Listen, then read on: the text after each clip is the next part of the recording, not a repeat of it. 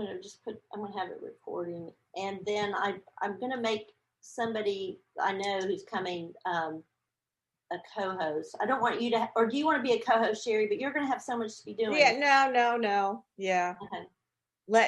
Less techie, the better for me. Yeah. Okay. And so we're waiting for Julie. We have like 5 people in the waiting room, but they're not Julie. And I see it just says who the participants are, and I see us. I don't see like a gallery setting.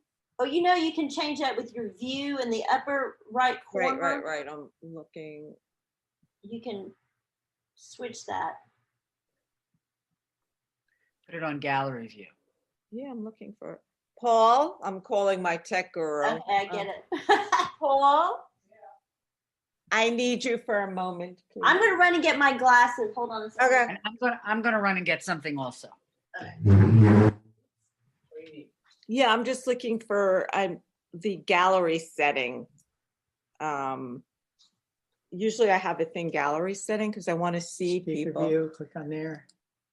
And so that's speaker view. So you click on gallery view again. That's where you got to come up. Oh, okay. So I will see people as they come up because I didn't last time. Okay. Well, I didn't click specifically on gallery view, but okay. Yeah. You may want to make this thing full screen. Enter full screen, yeah. Will it be the same view that people see? I don't want to change the view they get. Yeah, no, it's just this way you can just get more people on your screen and you don't have any of the background stuff to distract you. Okay, because all right. But I can still see chat and stuff because I'm gonna. Yeah, because you're just gonna need to bring that in there and then just. Because I'm gonna be looking on things that people put in the chat. So I guess let's just put that off to the side. Let's see. We're looking for Julie. I don't see Julie yet. Yeah, Julie's not there. No. Well, I mean, I guess we'll look at her. I don't know if I need the full screen of it. All right. Yeah. Some people like it. So that gives you the chat. Yeah, so I have my chat window set and okay. Thank you. Anything else up? Hi, Paul. I forgot about you. Hi. Are you guys good? Yeah, hopefully as good as it's gonna get. And Shay's here again, so Shay does all the chats. Yeah. I just kicked my cat out. Not that a cat would. No, he won't. I mean, he'll just, if Paul tries to take him into the bedroom, forget it. He'll just. I'm not worried at all. Yeah. After our. Yeah, he'll Zoom bomb. Paul just said Shay will Zoom bomb. Yeah. Now no, that's not okay. Well, I'm just going to record and she'll come. So we'll get started, and then I'm going to let everybody in here because their names I recognize. Is your guy Paul Kelly? Yes. Okay, there he is. All right. Okay, I'm going to admit all, so he's coming in. Well, I guess you read it. Yeah, thanks for vetting me, Cheryl. I'm now in. We've got about 50 people signed up. Oh, wow. It's a lot more than last time. I know. I guess because we're closer to the end of the year. Yeah, I think. Plus, there was such excitement last time. It's like, who knows? That's why all of you are here. You want to see if we're going to get Zoom bombed again. Oh, we're going to get Zoom bombed. Hey, I never even knew that was a thing. It's amazing all the things this year has taught. So we have about 50 people signed up, but we'll get started because it's already the time. Okay. And but I want to welcome everyone. I'm Jeannie Ralston. I'm the co-founder of NexTTribe, and boy, what a year it's been. Who's had a great year? Who all has had a great year? Let's see the hands.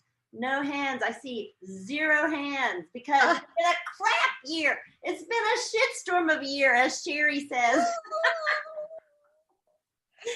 So we've got to figure out what do we make of all this, what's happened this past year. And Sherry Amatenstein, who writes for us, she's also a therapist in New York. She came up with the idea of let's have a talk about this before we leave this year behind. Let's try to figure out, is there anything worth salvaging? What did we learn? What can we take forward? So I'm going to be turning this over to Sherry, and she's got some guests that she'll talk to. and then we're gonna be interacting with you because we want to hear from you what this year has meant to you and what you hope to learn from it. And then so we'll just have an interaction, and I'll just keep security tight this time. Yes. Thanks. Here, I'm handing it over to Sherry. Thank you, Sherry. I have a bit of a feeling of deja vu. But thanks for being here, everybody. And again, I'm a New York psychotherapist, and I love doing Zooms on NexTTribe, and I host the podcast Sherapy, Real Therapy with Sherry Amatenstein. And as you all know, a funny thing happened on the way to our first scheduled Zoom 2 weeks ago. We were Zoom bombed, which is not even, I didn't even know it was a thing until it happened. This year has created a series of things that we didn't know were things before they happened, but we're here. And the reason we're here is to try to figure out how to use the shitstorm of 2020, which was the best word I could come up with to describe it. And so we want to use that the shitstorm to spin some gold into our lives and find renewed joy and purpose as we go forward into 2021. So before we get started, I'm just going to invite everybody to write in the chat, and this was Jeannie's great idea, 3 words that describe 2020 for you. I will start. My second chance. This February, I was diagnosed with breast cancer. It was caught early. I had surgery, chemo, and radiation. And I'm here with you today. I am incredibly aware of just how lucky I am.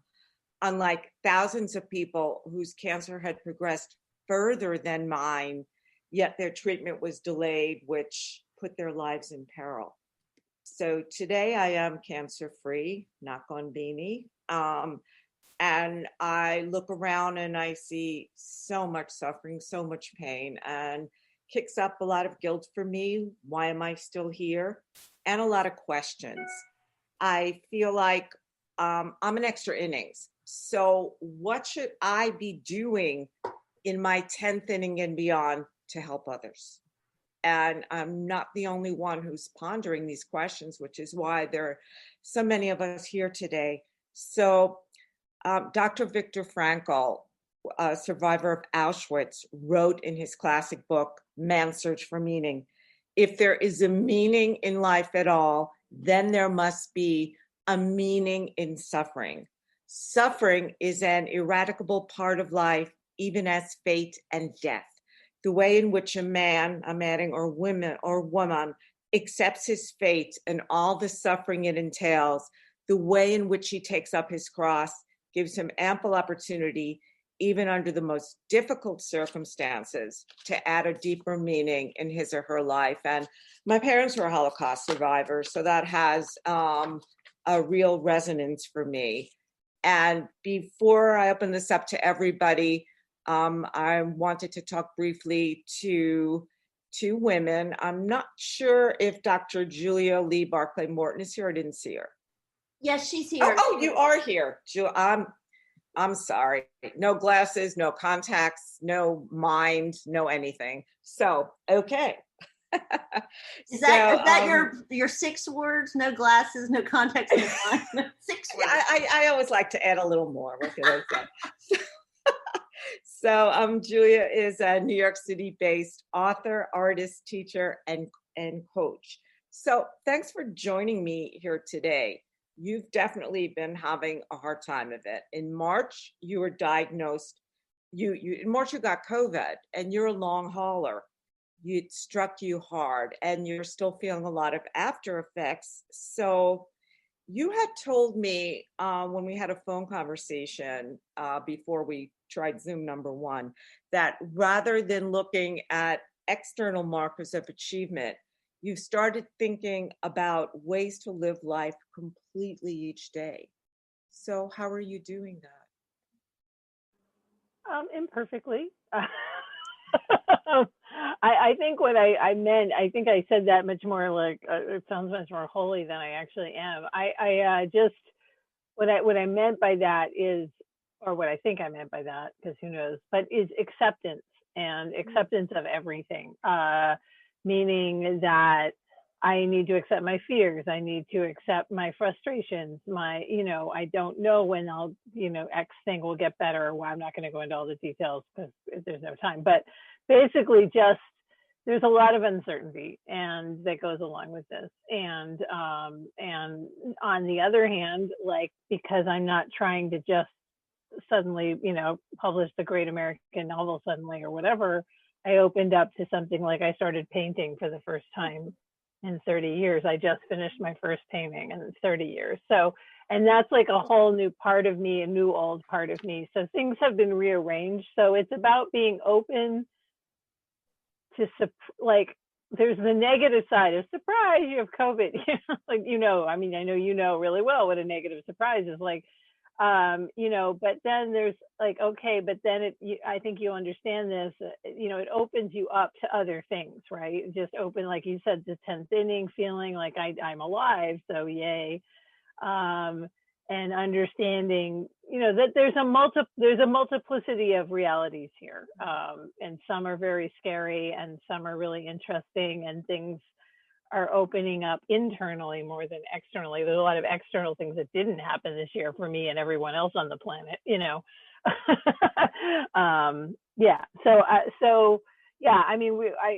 we talked about that idea of living in the alone. So yeah, it's about waking up each day and like, okay, now what? Which also can be really scary. That's what I'm saying. Like, it's not like I'm so great at it, It's just that I realize it's actually the only place to be.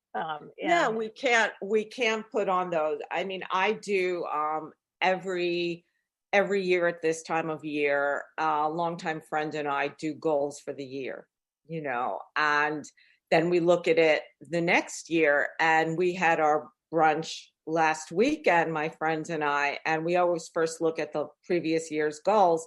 And we do 10 each at least. And one of the goals was travel a lot. Well, so there you go. Everything just got reordered.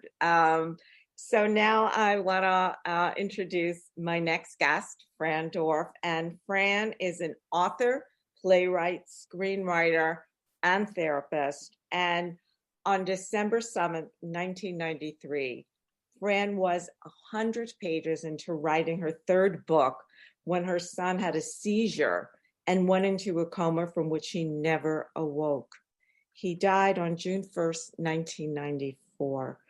And that trauma led to her putting aside her book, going back to school. She became a social worker and ran support groups for the bereaved. She did eventually publish the third novel and much else in the ensuing years. And COVID has brought about more changes in her search for meaning. So thank you, Fran, for coming. And I found it fascinating that your grief over your son's death led you to doing grief work. And now COVID is leading you to want to put a coda on the running the grief groups and move on. So what's going on for you? How is your meaning in your world being rearranged? I think that I've learned to ebb and flow with my own creative muse and with the meaning that I found in working with the bereaved. I think it's important to say that I very early on developed a writing practice as a teenager. I've had, you might call me the affliction queen. I've had many issues in my life. My son dying is of course the worst one, but and there was a lot of mental illness in my family, and I started writing early. I developed a writing practice. And then I started writing novels, and my son I had a 2-book deal with Dutton and could not finish what would have been my third novel, and renounced writing altogether. And then eventually I published Saving Elijah, and I also promised myself that I would go back to school and become a therapist and help the bereaved, because I feel that because I'm so familiar with loss, both from study and from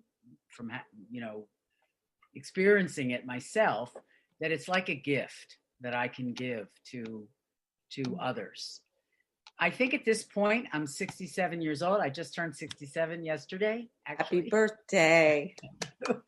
And, the COVID, I wouldn't say that it pushed me over the edge, but it became too much to do my writing work and to run groups and have an individual practice. So after much difficulty and consternation discussing it with the agency where I run the groups, I've decided to give up my groups. I'm keeping my practice, so I do individual therapy. But it really was interesting and is interesting to see. I sit with a lot of bereaved people. So for example, a woman of age 65, this is just an example, who has lost a husband, let's say, and now she's stuck in she's in this big house or some house somewhere, and she's stuck there, in COVID. She's lost her husband. She's all alone in the big house, and she's got, the loneliness of COVID and all of the things in addition to grief. So it really is a very interesting phenomenon that we're all, dealing with in our own different ways. And I feel like everybody's sort of having a breakdown. For me, I just became too much for me too. So I just gave up. I decided the groups, I'm going to give up the groups, and that's where I am now. But I will say this personally, my creative side, as it has at various times, has come to the fore. And it looks like I'm going to have a movie adaptation of one of my books. So that is actually pretty exciting. So let's celebrate our triumph. Right. But I think my 3 words, I wrote something down. And by the way, I took up painting also. Is that funny? Just because there's so many hours to fill, and I took up painting. I used to do art as a young person and write, and I never did art. But I took it up for the first time, and, I've done about 7 paintings. They're not great paintings, but I'm having a good time. But my words would be acceptance, making meaning. This is 4, not 3, and growth. Those would be I always look at everything. There's no other way to me to look at anything in life but an opportunity for growth. And so that's it. And that's really the best way to look at things, because I think we always have a choice ultimately. I know for me, with COVID and cancer pretty much coming simultaneously, and so having to isolate, except going for treatments and just all of that, it was, and then having to, have surgery and then chemo and then radiation. It was just sort of like, put my head down, my newly hairless head down, and do it. But it also, for me, I developed such a sense of appreciation for all the people who were there for me virtually because they couldn't come see me, and I just started really being so, after the initial shock and pain and all of it, I just kind of said, I need to practice what I preach with my patients and try to look at what I'm getting from this, which is, I guess, what led me to want to do this here tonight. So I'm looking in the chat at some of the words that, like Melissa Zellinger, her 3 words are bored, rudderless, grateful. So Melissa, where are you, if you want to elaborate?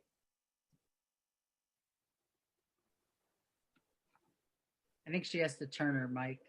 Oh, yeah. Here I am. Oh, okay. Can you hear me? Great. Yes, I hear you perfectly. Yeah.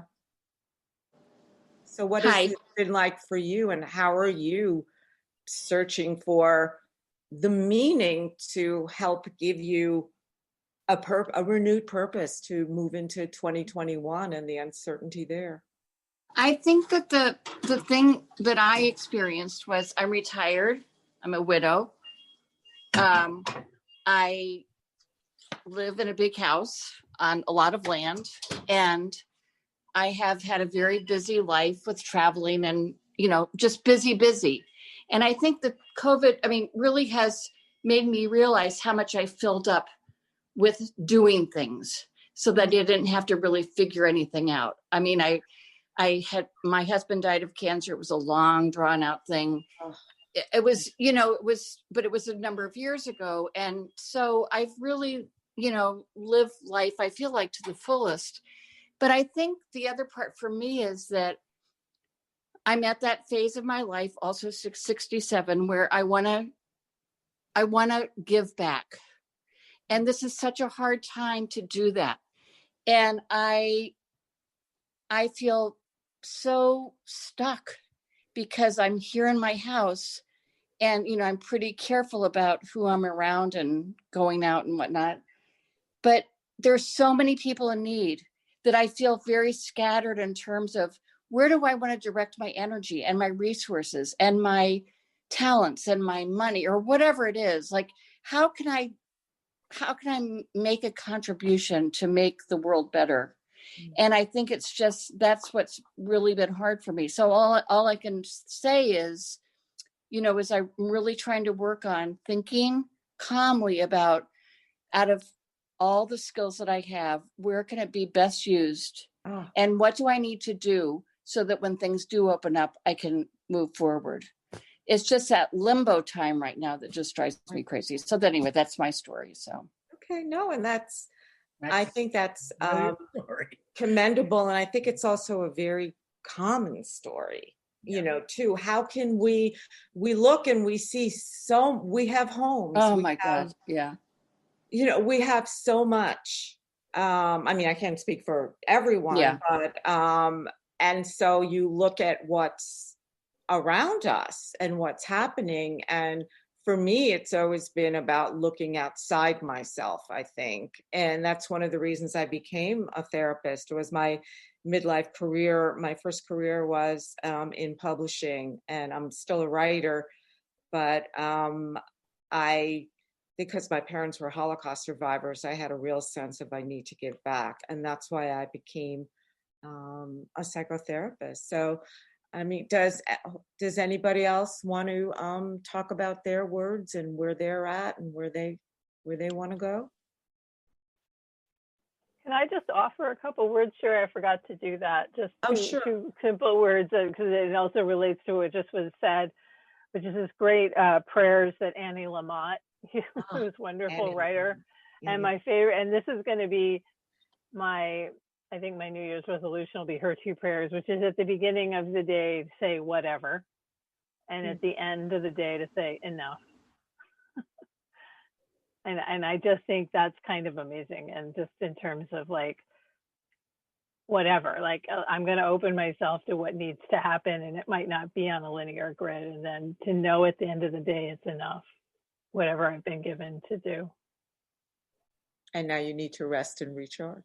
Exactly. Because if you don't do that, you're going to be no good to anybody. Right. And I'm looking at, there's so many wonderful things here. Christina Wepner, you wrote Embrace the Journey. Yes. I have, I've spent the last year, I have to say year, waiting for a project to happen. I'm an architect, and I've had other things that have come up in the middle, but there's one particular project that I want so much to have happen, and it's informed my thinking for a year. I've spent a great deal of time thinking about beauty and children's minds. I've been invited to design a preschool. I really, really want to do this project, but it's with the whole COVID thing arriving and everything happening with schooling and remote schooling and New York City money and all of that, exactly how much we're going to have to spend, and is it really going to happen, and what is going to happen? I just can't, I have no control over it whatsoever. So I've just tried very hard to not think about controlling it or making it be the focus of my life, even though it's informed so much of my thinking process for the last year. So I've gone ahead and done other things and designed other things and had other projects and all of that. And it's been a huge learning process for me to not make it mean anything, that this has still been delayed and delayed and delayed and delayed and delayed. Right. So it's because we are meaning, as they say, somebody said, and people keep quoting, that we're all meaning making machines. I can, of course, decide tomorrow that it's never going to happen. And then, of course, it won't ever happen. So I'm not deciding that. So that's where I am. And that's what I meant about embrace the journey. I work out of my home anyway. So being here during COVID was not such a gigantic change or anything like that. It was not for me. And this, by the way, is not my home. This is a project I designed for other people. It's a loft. I only wish my home were this big and empty. Well, I was going to say that's a lovely advertisement for you. Thank you. I want that. It's lovely. I want it too, but it's not mine, except spiritually, of course. And I could do it again if I wanted, and for anybody who wanted it. But that's great. And I think like you mentioned the word spiritually, and I think for myself, certainly for Julia, for Fran, for so many of us, I think the upside of the grief and the pain and the limbo and the fear is always so much spiritual growth. Yes. So if anybody else wants to speak to that. Sherry, I know that. First, go ahead, Fran. Sorry. I was just thinking when you were talking about this project that's been on hold, that it makes me think of how I've at times in my life with my writing particularly, where I have to say to myself, if you're too caught up in the outcome, you're not in the process. Right. You know, I got that. The more you worry about, what's going to happen, in my case, is this project going to sell, the less you can be in the process. And for you, the process is maybe embracing other things that do come your way. You know what I mean? Does that make sense? It does. And they're all great distractions. And the more I can involve myself and commit myself on every project, the better the project turns out anyway. So that for me, it's just part of who I am. I mean, I was in the theater as a designer for many years before I went to architecture school. So I have that kind of 24-hour-a-day mentality in terms of an utter commitment to whatever it is, and the show must go on, and deadlines and all of that. I mean, that's just who I am. COVID has changed that. Well, the show must go on, and for the theater, absolutely. The show is different. The show is different. My husband is a stage manager, and his shows are not going on. Right, exactly. And I think and I want to hear from some other women too. I mean, this has led us to just go. Gina, you had wanted to say something. Patricia Greenberg had said she would go. So when you're ready. Sure. No, Patricia, sure. I thought you were done. I'm happy to allow myself to be interrupted. I don't want to go off on a long-winded tangent. Okay. Hey everybody, I'm loving hearing. It's hitting every point here. I'm devastated by this year. My husband and I were sick with COVID early. I had a surgery in February, minor parathyroid. If anybody doesn't know what that is, it's a little gland behind the thyroid. And I had to have it removed. And all surgeries are surgery, but it was fairly minor in the grand scheme of surgeries. And I holed up in the house. And then this virus started emerging. And we went to synagogue on the holiday of Purim. For those of you who don't know that, it's not a minor Jewish holiday, but a lot of people don't know about it. They call it the Jewish Halloween. And you go and you celebrate, and everybody gets drunk, and it's a big party. And we just got there, and the rabbi said, nobody touch each other, nobody go near each other. It was early on. And lo and behold, by Saturday, my husband was ill. By the following Wednesday, I was ill. In fact, a story was published about us. He was sick for 6 weeks, and it was so frightening. He was concurrently being treated for prostate cancer. And before his radiation started, he slipped and smashed his ribs. Oh.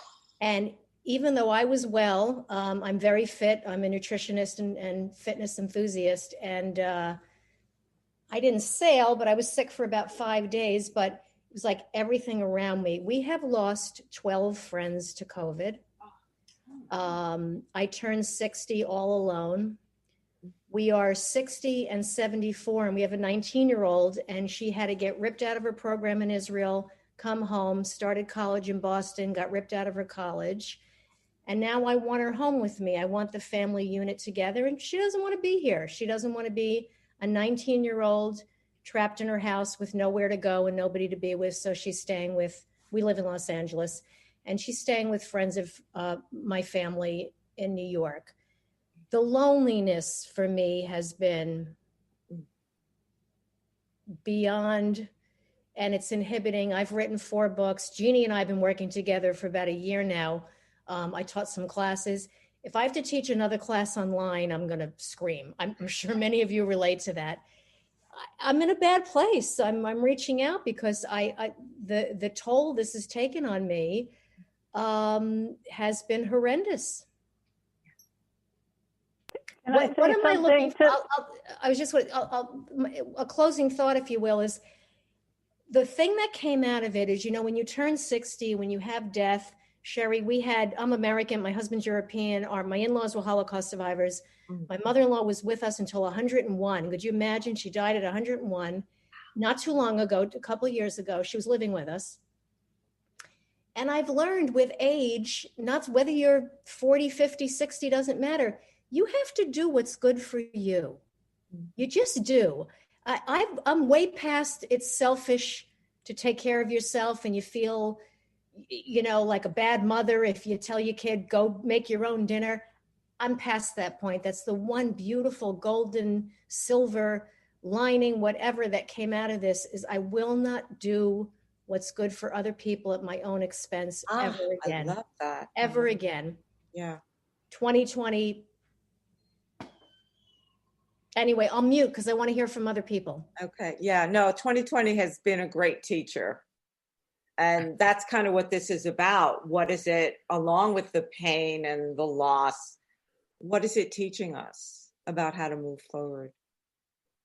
Who else wants to speak? Can I just want to say something to that too, what she said, because I think it's really important. I really relate to a lot of what Patricia just said. And sometimes, I mean, if you can make something, quote, positive out of a thing, great. But sometimes you just need time to hold space for what like frickin' sucks, you know? And like, that's super important in my mind. And to have people and spaces that can hear the suffering as well. And yeah, one hopes one learns something, and this and that and the other. And that you have to go through the stages. It's not, yeah. You know, oh, I'm not going to allow myself to feel this and mourn and get angry and get all those things. It's just, how can we still move forward in the best way we can? And yes, our plans got rearranged, upended, but we're still here. So what are we here for? And again, that my question coming out of all this is, what, after all of this, what am I here for? I'm still alive. I'm still here. What am I here for? How did I make it and others didn't? So who else wants to speak?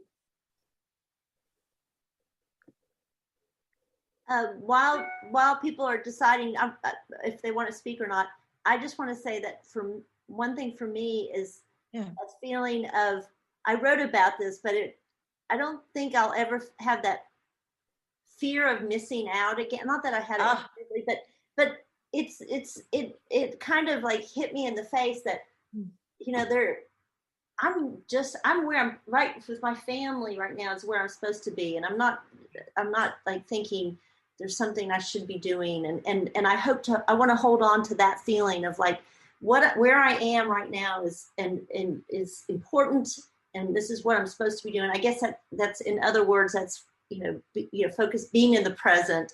But I guess that's another way of saying it. But I feel that more than ever, that the importance of that. That's what I want to hold on to, is that feeling like what I'm doing right now, I want to concentrate on. I don't want to think about all of could-haves, would-haves, should-haves, and all that. I want to think of where I am at the moment and embrace it.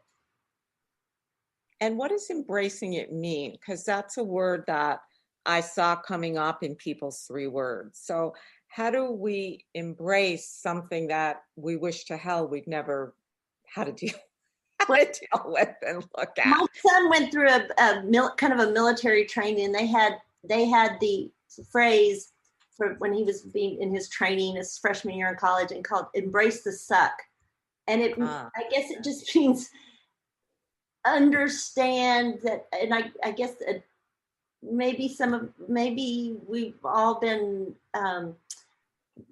I know I have. I've not maybe been as challenged in life, and this is to me is like this year's been the biggest challenge. So how are we stepping up to it? How are we facing it? Are we facing it like, okay, this is, it's terrible, but I'm going to get through it. I mean, we're going to get through it, and just realizing that for so many people throughout human history, there have been agonizing times, and I guess that's how I try to kind of many sucky times. I try to look at, and sometimes I try to look at the historical aspect of it, perspective, and then I also think of the people. And I think somebody else said this. That there's people who are. I mean, I just think there's people who are just suffering so much more than, and that it kills me sometimes when I think about the people who are, just living paycheck to paycheck, and how are they doing this? And anyway. Maybe that gets me down more, but maybe, I don't know. But I'm trying to look at different perspectives, trying to get new perspectives on facing hard times, I guess. I don't think you can embrace. I think you have to be able to do it yourself. Somebody can't tell you, because it feels invalidating if you say, you gotta get past this, and you have to validate that it really does suck to be in this sucky time, or whatever happened to you, like what happened to you. That has to be validated. Yeah, it's here. It is. We're in the big suck. So yeah. And there's always going to be something. I mean, before this, probably the worst thing, because I've learned it's about not fighting it, and just, as was said before, accepting it. I mean, years back, I was hit by a car, and I was in interim amputation. Ironically, I was actually the next day going to be going on a Windjammer barefoot cruise. Well, that clearly did not happen. But I wound up having 3 surgeries, 2 years of physical therapy, and it's, permanent arthritis in there and damage, not that I was going to be an Olympic runner anyway. But I remember for me, for like the first 2 years, I'd be sitting, and then I'd get up, and these pincers of pain would go into my ankle, and I'd be so upset. Like all over again, I would just be angry. Like, why did this happen? And it's not fair, and just all that stuff. And then once I was walking down the street feeling sorry for myself because my ankle was bothering me, and I was limping because my ankle was bothering me. And then, I mean, this sounds like a made up story, but then I literally saw a homeless man with one leg and a crutch going through a garbage, and I was just like, oh my God. And here I am feeling sorry for myself. I have 2 legs. I have a home. I'm not, in this kind of position. And something just opened up for me in that moment. And I stopped fighting the pain and the, I'm sorry-itis thing, which was, I think, my worst illness. I'm sorry for myself-itis. And I felt so lucky. I just gave into it. And now, since then, and this was decades ago, I'm just much better. When my ankle acts up, it acts up. I'm grateful when it doesn't. And it really is about like where we go with it. Does that mean that if I had it to do over, I would still be hit by the car? No, clearly not. But it happened. And it's a journey. It's not, and maybe embrace. I've come to embrace it, but it was there. It was like, what can I get out of it? Instead. And again, I'm happy I still have two legs. So that's why this is about what can we take from this shitstorm of a year going into 2021, and hopefully, we'll be getting the vaccines and things will open up, but nothing will take away what we've gone through this year. Nothing. So where do we go from here? How do we become deeper? And once I think it's on that spiritual level of this is deepening me as a person, where do I want this to bring me? You're raising your hand? Yeah, you're calling on me, Sherry? Yeah, thank you. Yeah, I saw the hand, so we're like. I wanted to, I guess it's kind of a comment question to the therapists out there. How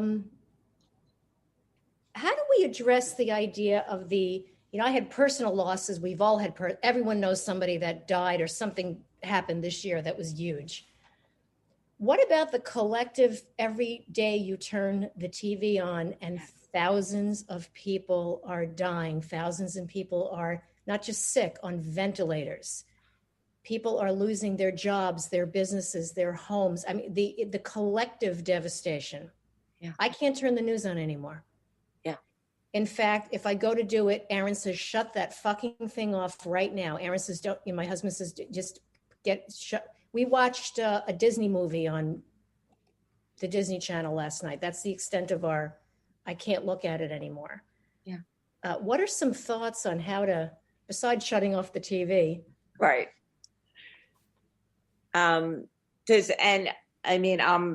anybody else wants to say something, they can. If not, I think like for me, which has sort of led to this, I've probably had medical appointments this year around 80 times. It's just, it's insane. It's crazy, when I look at it. But when I go there, when I had the cardiac CT the other day, I was just, talking to the young woman who was doing it, and we just had such a wonderful conversation. And I just expressed all my gratitude to her for all the sacrifices that all healthcare workers have made this year. And I asked her about her PTSD and the PTSD of her peers. And, she's young, she's like in her mid-20s, and she has like a younger brother and sister. And she said they've definitely decided, watching her this year, that they never want to go into the medical profession. So I think we have like this collective PTSD. I mean, we are forever changed. How can you, and plus we don't have that certainty, the things that we used to take for granted. We would just go out and meet a friend and hug them and, be spitting all over the place and not even think of it as spitting all over the place. And, all the theater subscriptions and concerts and this and all these things we took for granted. And, I'm bored and I'm restless and I'm this and I'm that. And now our lives are in very, like mine, I feel like it's in a box, but I'm happy in my box. I feel safe here. I feel secure. It's now like the outside is still kind of scary and threatening. I'm trying to get myself more over that part of it somewhat, as long as I do all my self-protective stuff. But, now I like being in my cocoon. I don't want to always just enjoy being in my cocoon, but I've accepted it and I get a lot out of that now. So moving forward, I think it's going to be scary to get out of that and go forth again into the world. I mean, I think that one thing I think is that what we've lost is that sense of limitless possibilities, or that like okay, I could just get on a plane tomorrow. I could do could have anything you wanted. Obviously, money it limits you, but there was the idea that you could just do anything you want. We're not used to being told you can't travel, you can't do this, you can't do that, and so I think there's a kind of, for me, there's just a bit of a sadness that we've lost that idea. Maybe we needed to, but there is something that like we've lost that feeling this year. Maybe it'll help us appreciate it more when we get it when back. we have it back. It's like just like walking outside now. It's not like, oh, I'm just going to go walk the dog. I put on my outside clothes. I put on the mask. I put on the it's like, oh my God, and then I get mad when I see somebody without their mask. It's like, if you had said this at the beginning of the year, like, on the cusp of last New Year's Eve, I would have been, are you insane? What are you talking about? And here we are. This is Catherine. I really identify with what you've said, Patricia. I think that the nation is going to need to reconcile with what's happened. It's been very traumatic to watch the unfolding of something we knew was going to happen. And I lost my father about a month ago to COVID. And it is very hard to watch the television and to see it unfolding still, and to not see our nation come together. So I often don't turn on the television. I do a lot of other things and writing sometimes, but just whatever I need to make it through right now, through the grief. But my dad was offered hydroxychloroquine at the hospital, and he's a doctor, and he knew that medicine was not supposed to be offered. And so the trauma is deep, to know that those kinds of things were happening, even though we as a nation knew better, had more capability. Yeah. So it is a trauma that I think, I hope we have a day of national mourning eventually, and reckoning with what's happened. But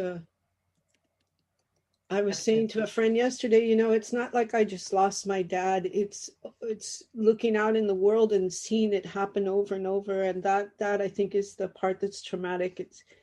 And not being able to be with him by Zoom and everything that came along with it. So I agree with you, Patricia. I think this is a bigger conversation as a nation, which hopefully we can have in 30 days, because I don't know about you, but the threatening behavior has shut me down in terms of speaking publicly. And I often speak publicly about things. So I think that the impact has been quite deep, and it may take us a while to sort through. Catherine, if I can recommend to you, prior to this, I lost 8 family members in 2 years. Oh. Close family members, my parents, aunt, and some of it was not natural causes, but some of them were a little easier than others. Mm-hmm. Mm-hmm. And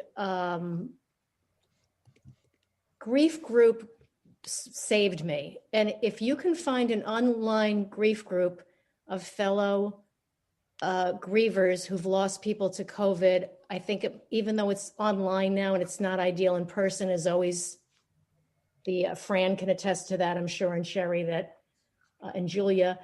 But that got me through. I mean, my family was dropping like flies. And then just when we thought we could recover, my husband got sick, and then COVID, and there was no relief. And I still do some online grief groups, so I can't recommend it enough. You might have to bounce around a little bit till you find your group. You might want women only, you might want your age group only. Some of them are specific to losing a parent, but it's out there. Maybe the therapist can help you find someone, but that was a lifesaver for me. Thank you. You're welcome. Yeah, no, I think the groups that I ran have been very, very helpful to the people. And we had some COVID losses in the group. You can find that. It is helpful. Yeah, and I see Jeannie just wrote in the chat, at least 356,000 more people in the US have died than usual since the pandemics began in the spring. And it's not just COVID, it's other diseases, and I imagine lack of treatments or something. But right. I mean, when you think of that number, it's just like there's so many people who are suffering like Catherine is, and other people who've lost loved ones from COVID or anything. And, it's just one thing to see the stats. My husband has the news hour on, I just outside in a different room. And, they talk about the numbers, but then when you think and you hear somebody like Catherine, and that's so, it personalizes it so much. Every one of those numbers is somebody suffering. I mean, this is staggering. I remember 9/11. Being in New York then, as I'm in New York now, and that was just devastating and scary and all that loss. And for so long we had the posters up, looking to see a loved one who was there at the towers that day and not found. And, it just went on, and we all just felt our safety, our sense of safety was taken away. We were unmoored.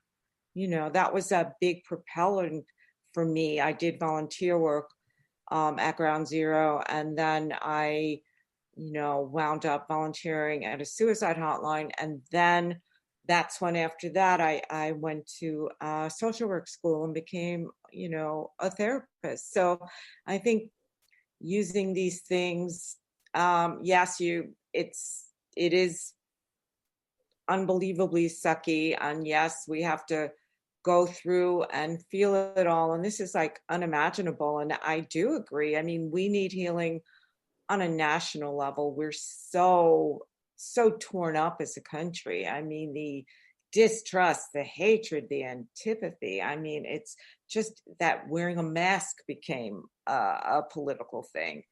It's awful. It's awful, but this is where we are. And I think, as Jeannie said before, our country has been in other horrible places in the past and come through. And I just wanted to mention too, Jo Beth McDaniel gave a really good suggestion. Hope Edelman, she has an after grief group as well, and she's written books. So if you kind of Google after grief, that might also be like a good resource for grief groups. And the other thing that we haven't mentioned, we're talking about COVID, but of course we had George Floyd and all that. So I mean, those are other things that we need to maybe talk about. Like, it's just it was like one trauma on top of each other, on top of another. So maybe if people want to talk about that too. Well, I was going to just add to that, Jeannie, that I think part of it is, there is this political aspect, not only obviously to the George Floyd thing, but also to the COVID thing, because as we all know, a lot of this didn't have to happen. And, the way it has unfolded, and there was some intentionality to, hurting certain states. And I'm in one of them. I'm in New York City, and that, as we know now, was intentional. And so, that's a different kind of, you're talking about, and the same with George Floyd, and for a different reason, and that goes on for many more years, and it's bigger in a lot of ways. But in both ways, it's like this knowledge that there's kind of an implicit and in some cases active attack. It is really scary, and so I felt that even before I got sick, and then I got sick, and I was just watching my city just. I live where there were ambulances 24/7, and the woman who ran the ER committed suicide. I mean, I live up in Inwood. It's a poor area, and so that's real. That's a real part of this. It's not just a side part. So I'm glad, Jeannie, you brought that up. I just had to sort of this is not just about sickness and individual. Yes, there's individual loss, and it's all horrifying. Every single individual loss is horrifying too. But as with the Holocaust, as with things, there are other things going on that cause those griefs. I think that's also another area where there was no action. There was so much outpouring, such a large healing moment, and there was an effort to pass legislation, and then it was just stopped. So it's like even the effort to make the change or express or to do something positive out of something so horrific was also stopped. So it's just been a lot of that, and I add that George Floyd situation to it. Just tough year. So many things. I think that you're all bringing such incredible points up. We also have people who are, there's the political, and I hope we can all work through that, whatever side of the fence you're coming from. There's young people now who are afraid of the police, have no faith in the police.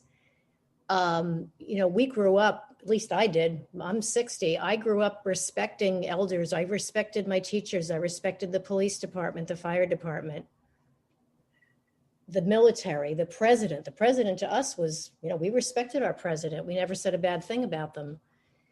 And this is really, really a problem that people in 2000, we're going into 2021, and people are more afraid of society. We should be at a place in the world where we're not afraid of society. We're not afraid to walk down the street. We're not afraid we're going to die of a disease or an attack or go into a building and get blown up. I mean, this is so above and beyond the addition to COVID of all this other stuff. I like what Bren is Bren want to talk about what she's written, which is really interesting. Resilience. Yeah. Yes. In the chat. Thank you, Bren. Yeah. Finding meaning in loss that can help us not only cope, but find joy and transcendence in the midst of grief. And that it's historically been based on a sense of we're all in this together. And this time we don't have that sense of we're all in this together. And that is true. I mean, 9/11 united us.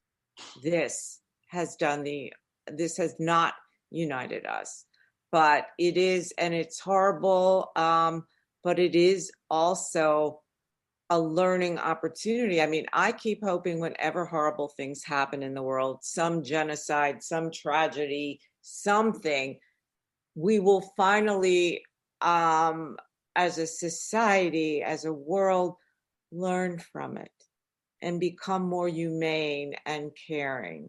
And it's hard to see that.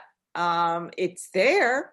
I mean, it's definitely there, but it's very disheartening to look at all the things that not just stay the same, but seem to get worse. So what should we do in the face of that? And that's why I think the word resilience is a wonderful word, because if we don't have resilience, if we don't keep going, what do we do? And that's why I always look for meaning in horror, because otherwise, like, why was there a Holocaust? Why was there all these things? There has to be some lesson in it. That's kind of one of my, I guess, defenses, one of my coping skills, one of my things. I'm not going to always know a why, because there isn't necessarily a why. For me, it's about what can I learn from this? How can I grow? How can I give back? And other people have said the same thing.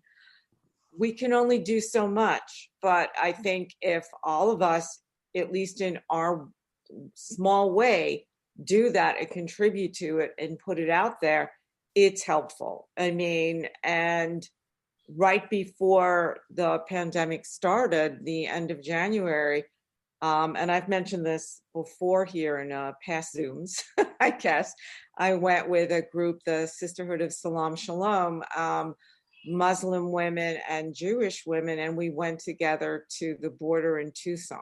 and it's about it was sort of like two groups that have been the subject of prejudice and that have reasons to distrust the other coming together for that to help others and also open up our discussion about what do we have in common. There's always things that we have in common, always some good in there, something, some fear, some belief, so how we can't reconcile this. I mean, and yes, next Friday the ball will drop. There's not going to be a huge crowd of people this time, but there's still going to be a ball dropping, and be watching it from home and saying goodbye to this shitty year.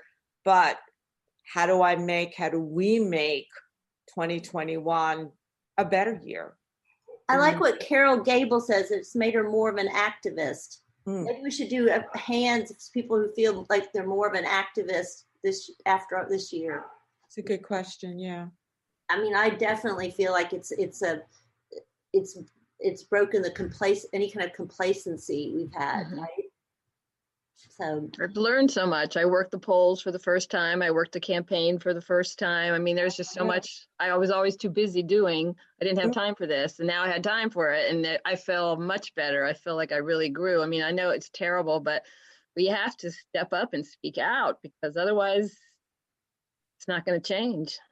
Finding purpose in our pain, finding some way to put it forward, and make a mark and help. And it was also mentioned here before, the importance of building community, because when you feel alone, and there's such solitude. It's my sister just moved from New York to Florida, and not that we were seeing each other a lot, but and now I really don't know when I'm going to see her again, because I'm not getting on a plane till all this is over. That's for sure. I mean, we have to find ways to come together. And I think for me, it's always been about, what can I do? What can I pour myself into to have this be for something? Because when it feels for nothing, that's when it's the hardest for me. I'd like to ask everybody a question.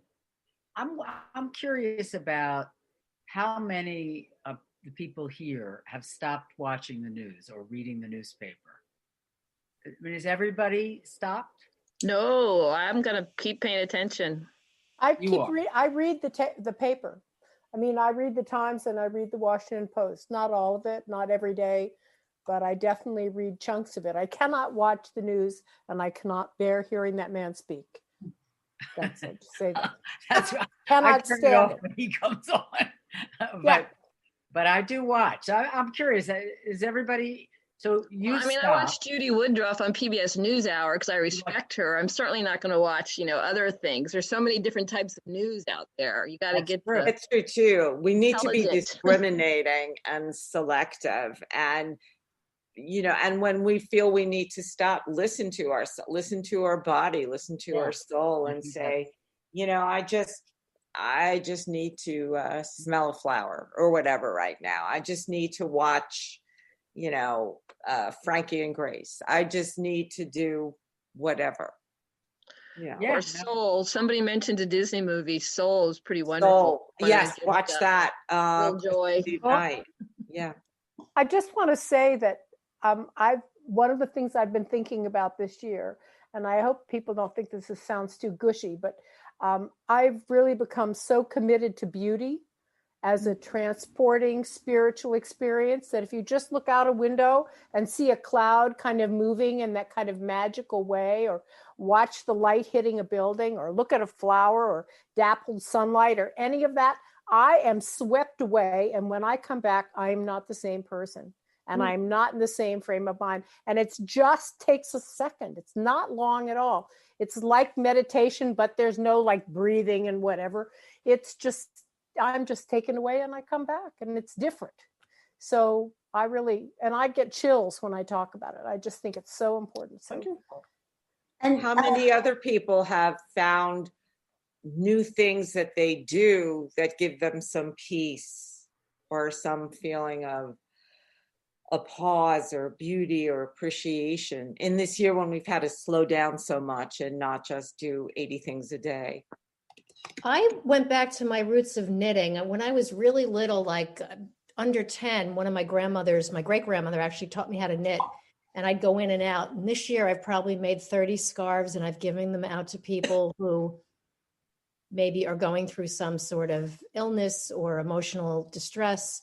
And I just keep whipping them out, and it's been wonderful. I don't charge for it. Everyone says, you should charge, you should make a business. No, the whole idea was to, like, is it Christina said, lose yourself in the beauty of it. In the awe. Like, time stops, and you be creative, and what stitches am I going to use and what colors? And it's taken me away. It's been very therapeutic, actually. I'm so glad you can knit everything that I don't knit. Yeah. Just say. I have a question. I wonder if people can comment, and if this is okay, Sherry, on whether life is, are we going to be the same as a country? Are we going back? People say, oh, it's going to come, people are going to forget all about this, and then everything's going to be the same. And I'm wondering if other people think that we're changed for good, or we'll go back into our other ways. I just have to say this. I've done an awful lot of reading during this time, and I really do not think that it's all like horrible people who are Republicans and assholes and brain damaged and what have you. The Democrats have not been particularly compassionate, understanding, gotten what it is that Republicans have problems with. I think that there are many people who are Republicans or independents who voted for that man, and they did so because they were really disgusted with what the situation was. And it's up to us, as being, I like to think, the more forward-moving thinking group, to do something about the situation in general, and to really speak to the other part of the people who feel so unheard, and they really are unheard, and they need to be helped, because they're in terrible predicaments out there in the middle of America. I mean, we really are in a very special kind of a place here in New York. Well, we're not all in New York. I'm in Texas. No, I understand. But I mean, I'm just saying, those of us who are in New York who think we get the diversity and that there are problems and what have you, I have no idea what it's really like in Indiana. Do you know what I'm saying? Yeah. It's really different out there in other parts of the country. So, you know what? I felt that way after 2016, but I don't know. Yeah. I think about my family in Kentucky. There have been generations of poverty. There have been generations of promises.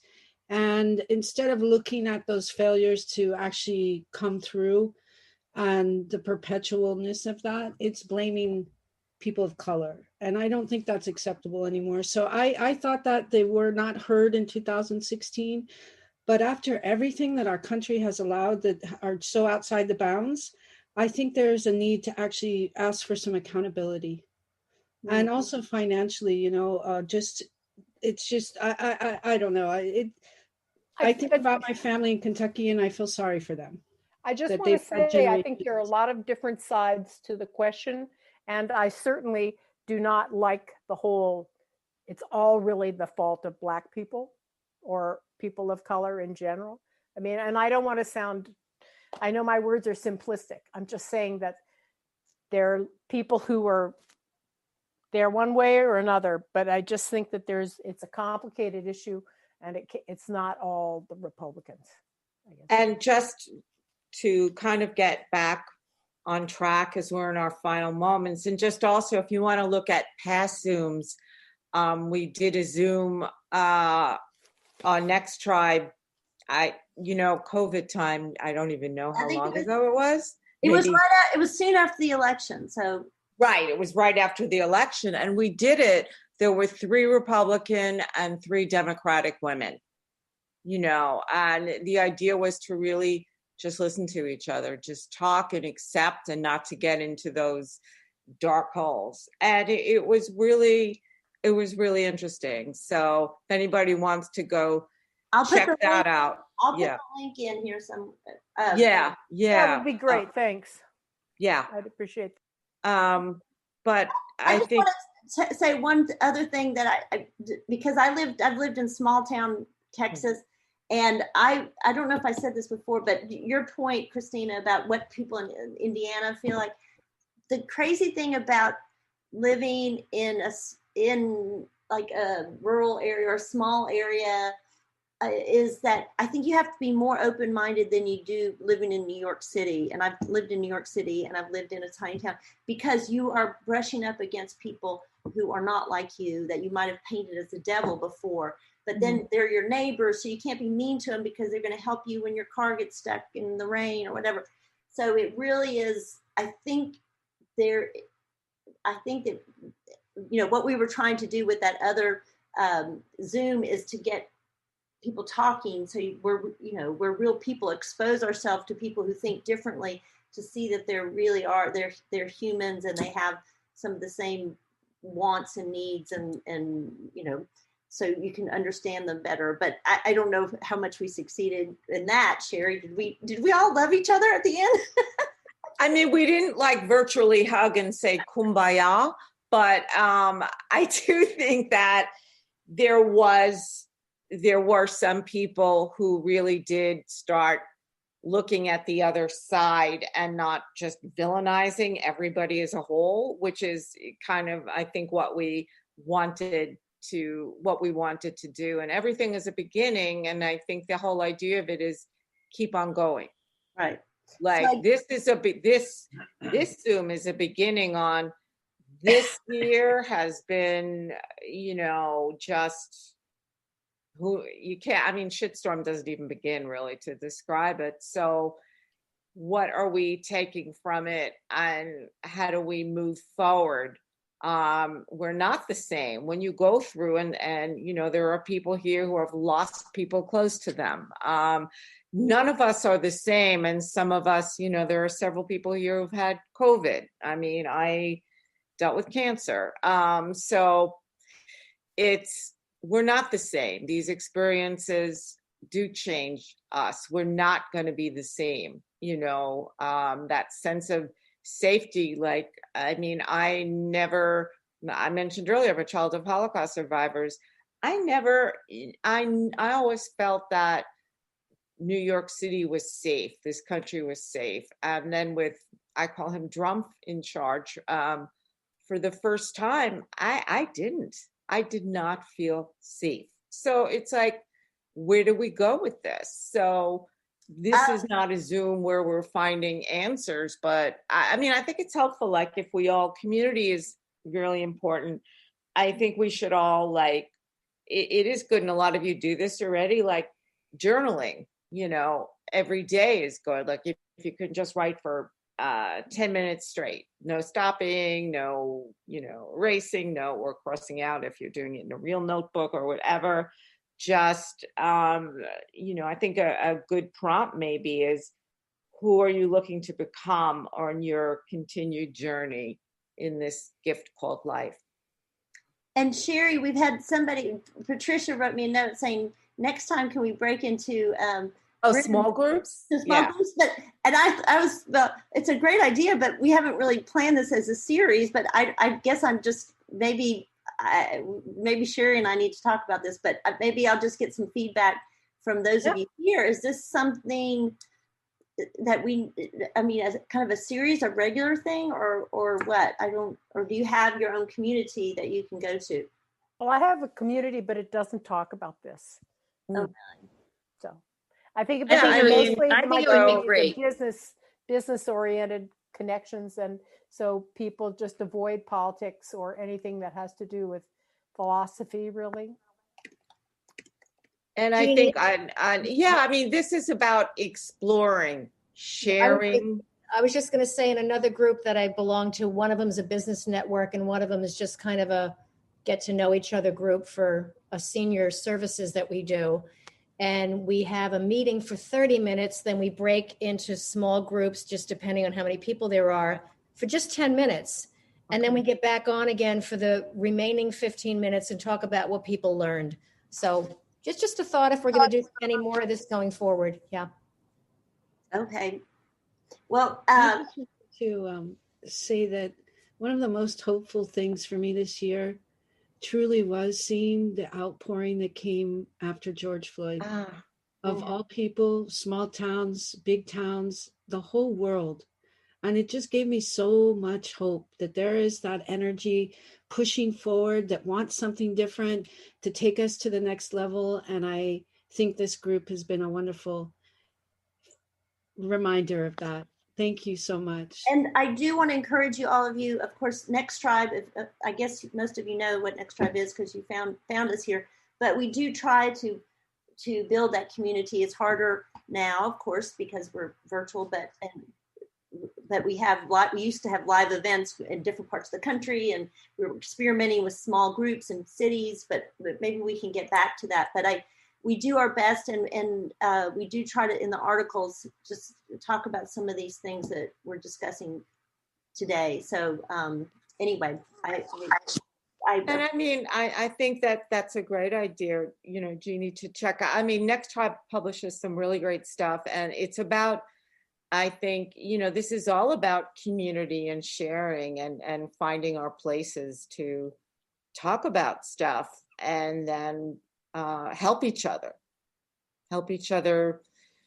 find our meaning, I guess, in all this craziness. So, well, I'll be writing an email to all of you here, and then you can give me direct feedback if you'd like. But I want to thank Sherry again for doing this. You're so wonderful at this, and I want to thank Fran and Julie for coming and sharing your wisdom. All of you that made this even better, because you've been real and you've expressed your hearts. And so who knows, maybe we'll meet again on this subject. But in the meantime, Happy New Year. Happy New Year. Happy New Year to you all. Yes. Happy New Year, everyone. Happy New Year. Yes, to all of you. Better. Thank you so much. I have an Advent calendar that ends on January 20th. It's a joke, sort of. Hilarious. Thanks to all of you. Take care. Thank you. Thank you. Thank you so much. Everybody. Bye-bye. Thanks for joining. Bye. I seem to end it. Oh, there.